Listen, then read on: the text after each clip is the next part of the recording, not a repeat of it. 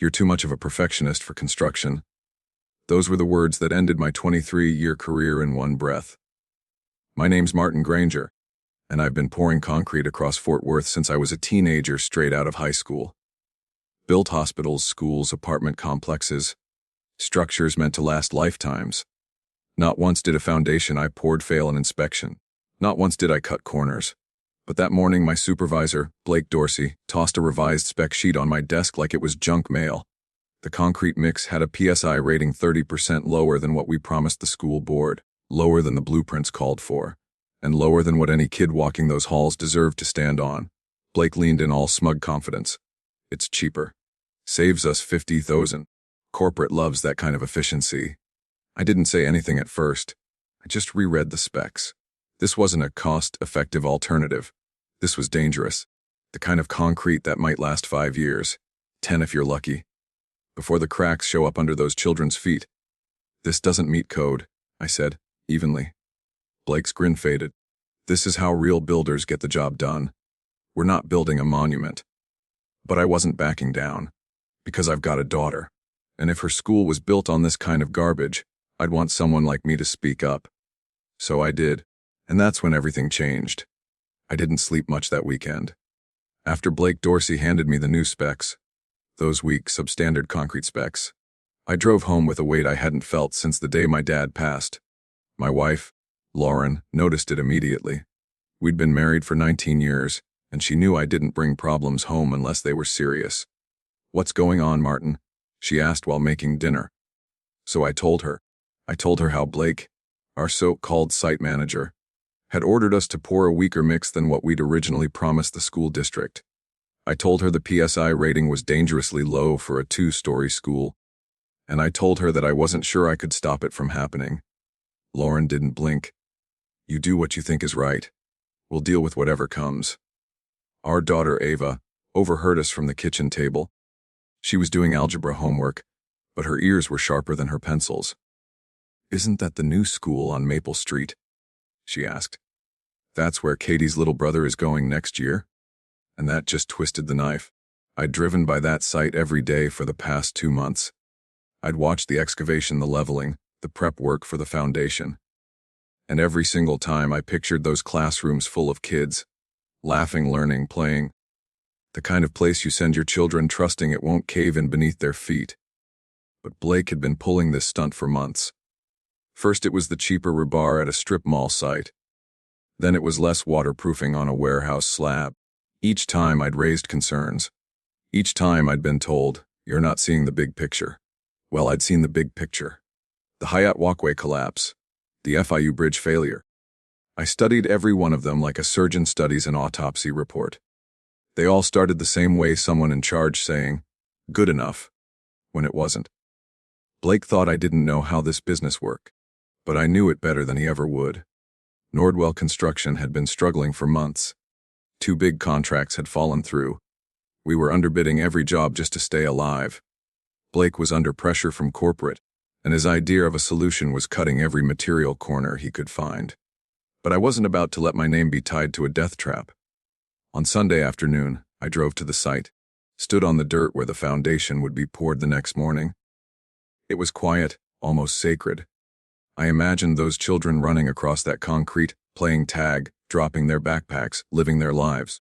I'd helped build dozens of schools in my career. None of them had ever failed inspection. None had ever failed their students. That night, I made some calls. The first was to Dan Keller, an old friend of my father's who worked in city engineering. The second was to a former inspector I trusted. The third was to a reporter I'd met during a safety expo years ago. I wasn't sure how this was going to play out, but I knew I needed documentation proof. Monday morning, I arrived at the site early. The heat was already rising. Texas heat, the kind that cures concrete too fast and hides its flaws until it's too late. Trucks were lined up outside, ready to pour that garbage mix. I checked the delivery manifest. Just as I feared, the PSI was 30% under spec. I told the lead driver, "Hold off until I check something." Then I went straight to the trailer. Blake was there with 2 junior supervisors. I laid out my case calmly but firmly. "This mix isn't safe. It doesn't meet the load requirements. If we pour it, there will be cracks in 5 years, maybe less." Blake didn't even let me finish. Martin, I'm done arguing with you. This concrete meets minimum code. We are not spending an extra 50 grand to make you feel better about your conscience. I stared at him. This isn't about me. It's about doing the job right. Blake slammed his clipboard down. Then maybe construction isn't the job for you. And just like that, I was fired. He told me to pack my tools and leave the site. I didn't shout. I didn't argue. I just nodded. Because I knew I wasn't walking away. I was walking towards something bigger than that job. The paperwork Blake wanted to ignore. That was already in the hands of someone who wouldn't. And he had no idea what was coming next. Blake thought firing me would be the end of it. But he didn't know I had receipts. Over the previous 3 weeks, I'd been quietly collecting everything emails where Blake approved cheaper material swaps, purchase orders that didn't match the blueprints, photos of delivery tickets showing lower grade concrete, and even text between him and the supplier talking about flexible PSI tolerances. But the real clincher, video. Ever since a subcontractor tried blaming my team for a failed sealant job 2 years ago, I'd made it standard practice to record material deliveries and safety meetings. Nothing sneaky. Just basic phone footage, always in the open. And it just so happened that during a recent tailgate meeting, I'd caught Blake on camera saying, word for word, no need to flag the inspector. We're technically legal, and that's all that matters. Just keep the pour moving. That one line. It would blow the whole thing open. The following Monday, I drove to the Fort Worth Building Inspection Office and walked into Beverly Walsh's office. Beverly had worked with me on at least a dozen projects over the years. She was sharp, tough, and above all, honest. When she looked up and saw me holding a 2-inch thick folder, her brow furrowed. Martin, she said, what's going on? I need to file a structural deviation report, I told her, on the Maple Street Elementary School Foundation. Her face went still. You sure you want to go down that road? I nodded. I've got the documents and I've got the footage. This is bigger than just one school. Beverly reviewed everything. Emails, purchase orders, load specs, even that video clip. She didn't say much, just kept flipping pages, tapping her pen. Then she leaned back and said, we're shutting that site down. An hour later, inspectors were en route to the job site. I didn't go. I knew my presence would just escalate things. But I got the full play-by-play from Kevin, one of the junior supervisors who'd worked under me for 6 years. They walked in with a stack of paperwork and shut it down. No hesitation, he said over the phone. Blake lost it, started screaming about sabotage and loyalty. They took samples from the trucks, from the old pours. Martin, they even asked questions about the warehouse job from last month. That hit hard. I remembered the warehouse foundation. Blake had cut corners there too, and I'd raised red flags. If the inspectors connected that job and others to a pattern of shortcuts, it would mean this wasn't just a mistake. It was systemic fraud. And sure enough, Kevin confirmed it. They asked about 6 other jobs. Community centers, schools, even the medical center garage. All of them used the same concrete supplier. By the end of the week, Beverly called me again. Her tone was serious. We're launching a full investigation. This isn't just a deviation report anymore. If your documents hold up under review, this could lead to criminal charges. I thanked her and hung up. My hands were shaking, not from fear, but from the sheer weight of what was unraveling. Blake had tried to cut me out to save a buck, but he'd accidentally pulled the pin on a much bigger grenade. Then came the smear campaign. Lauren called me one night sounding tense. Ava heard from a friend that some parents are saying you're trying to shut down the school on purpose. That you're bitter and vengeful. I sat outside in my truck, looking at our porch light, the shadows of my wife and daughter moving in the windows. And for a moment, I wondered if I had done the right thing. Was I ruining lives just to prove a point? Then I remembered that substandard concrete. I remembered Ava's friend's little brother. And I remembered my dad's words, build something you're proud to put your name on. The next day, I got a call from an old colleague, Marcus Trent, a structural engineer now working for a private consulting firm. Martin, I heard about what happened, he said. I've got a client suing Nordwell Construction over foundation failures on a commercial job in Arlington. Guess which concrete supplier they used? Same one. Again, it was a domino chain. One report led to another. And I wasn't just protecting one school anymore. I was uncovering something much bigger. something rotten that had been spreading through North Texas construction for years. And now that the truth was out, I wasn't going to stop until it all came down. News spread like wildfire. Just one day after the site was shut down, I got a call from a young reporter named David Roy from the Fort Worth Star-Telegram.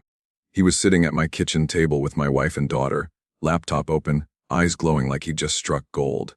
"Mr. Booker," David said as we shook hands, "I heard you were the one who filed the complaint that got the school project suspended. But I think you need to see this." He flipped open his laptop and scrolled through a dense spreadsheet. Site names, project codes, and long notes about structural faults, cracked foundations, or unexplained damage.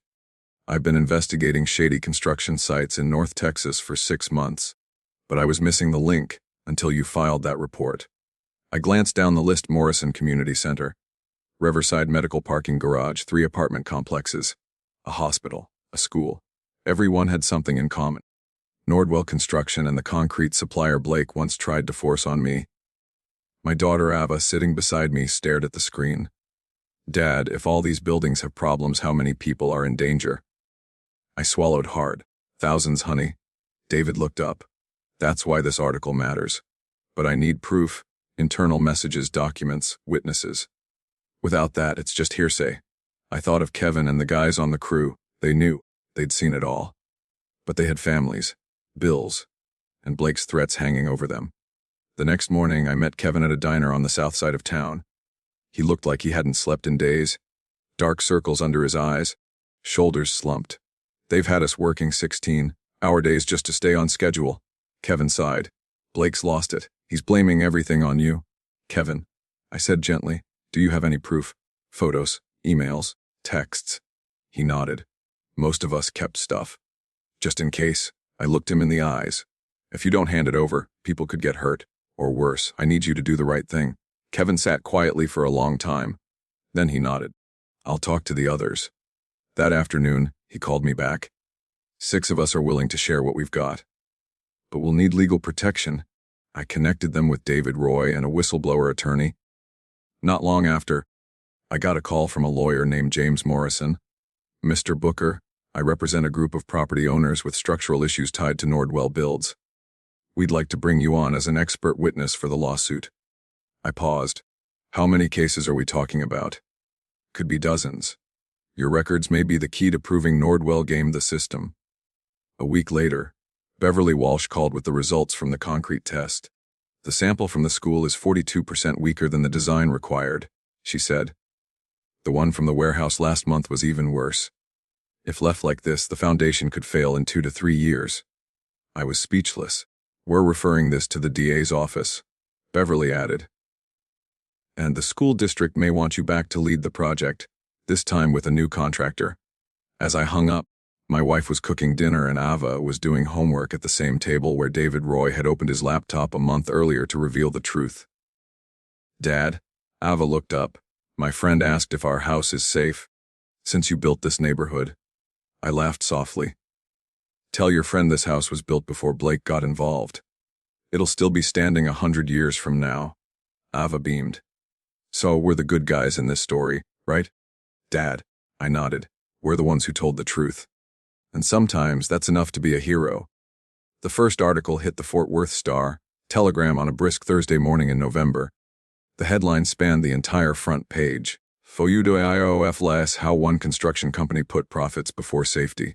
By noon, the Texas Attorney General's office had launched a criminal investigation into Nordwell construction. By 3 p.m., their stock had plummeted nearly 40%. By 5, Blake Dorsey was being escorted out of his office in handcuffs by federal agents, boxes of documents stacked high in their arms. I was sitting in the conference room at Morrison, Blake and Associates, when the news alert buzzed on my phone. Attorney James Morrison looked up from his witness prep notes and gave me a small nod. "Feels good, doesn't it? Seeing justice move." I took a breath. It feels like those kids might finally get the school they deserve. But justice wasn't just coming through the headlines. Over the next few weeks, I provided expert testimony in 28 separate civil lawsuits filed by property owners across Texas, residents, hospital boards, even municipalities. They were all suing Nordwell Construction for knowingly using substandard materials and falsifying compliance documentation. It wasn't just about money. It was about betrayal. Some of those buildings served children. Others housed families. One served thousands of patients each week. Kevin and the other 6 crew members who stepped forward played a key role. With the help of whistleblower protection, they turned over hundreds of text messages, photos of altered blueprints, and internal emails between Blake and the concrete supplier. The smoking gun was a series of financial records showing kickbacks. Blake had been getting paid under the table for every value engineered substitution he approved.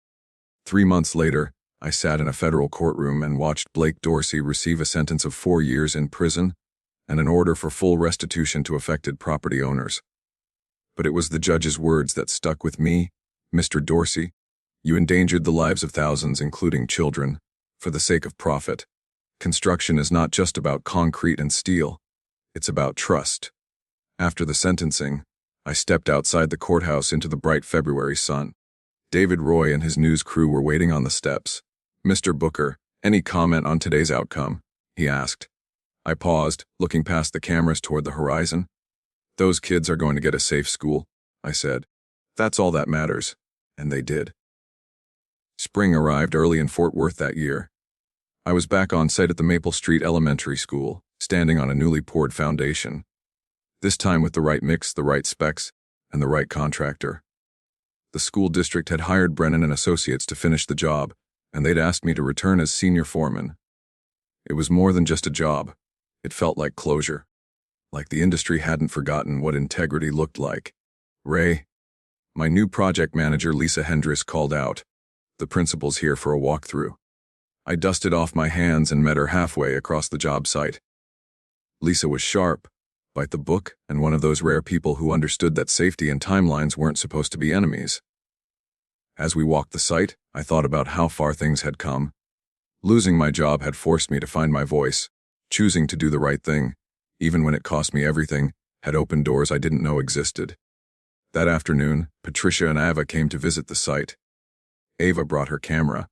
She was working on a school project about local heroes. "Dad," she said, snapping photos of the new foundation, "Katie's little brother is going to go to this school when it opens. He's really excited." I smiled and looked around the site. "Tell him," I said. "His school's going to stand for 100 years. She beamed. "Sometimes, doing the right thing costs everything, but gives you more than you ever expected." That afternoon, as I stood on the new foundation of Maple Street Elementary, watching the sunlight hit the fresh concrete, I felt something I hadn't felt in months. Peace. Not the kind that comes from silence, but the kind that comes from doing the right thing, even when the price is high. I'd lost my job. I'd been blacklisted. I'd seen my name dragged through the mud. But I'd also helped stop a dangerous practice, protected children's lives, and reminded an entire industry that integrity still matters. My daughter Ava looked up from her camera and said, "Dad, does this mean we're the good guys?" I smiled. "We're the ones who told the truth. Sometimes, that's the same thing. When you stand up for what's right, especially when it's hard, you don't just protect others. You protect your own soul." Character is the one structure you build that no one else can tear down. Did this story move you? Have you ever had to choose between comfort and integrity? Share your experience in the comments. We'd love to hear from you. And if you believe the world needs more stories about quiet courage and doing the right thing, don't forget to like, subscribe, and ring the bell for more true stories that matter.